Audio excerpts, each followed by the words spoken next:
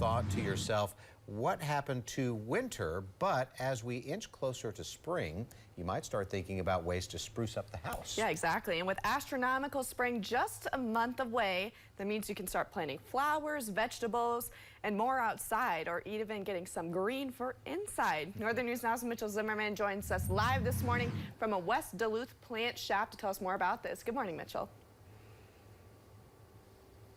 Yeah, that's right. Good morning, Natalie and Paul. We are here at Growing Duluth in West Duluth, and I want to show off some of the plants that are here. I feel like I'm in the jungle this morning, but of course I have to show off my favorite cactus, being from Arizona.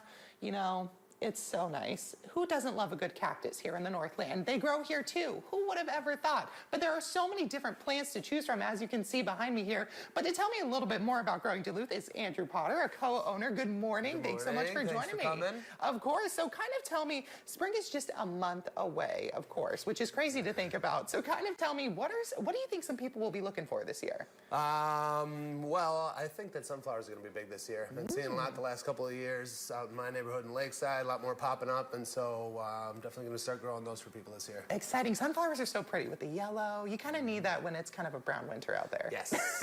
And I know that there's kind of so many plants. So kind of there's a lot of plants. You have to find a way. Timing is a big piece of that, putting those seeds in the ground. When is the best time to start doing that? Well, we're starting some of our larger starter garden plants right now, but definitely over the next couple months. What we like to do is kind of stagger them. So depending on when the season starts or when the heat comes, you're always ready to plant. So we'll have a few rounds going, and if it's a later spring, put in the littler ones. There we go. There we go. And I know that, you know, of course, there's a lot of pine trees here in the Northland, of course. And we know that inside a lot of plants do well. But what are some outdoor plants that do well in our region? Well, obviously we're a little bit colder region, except for this year.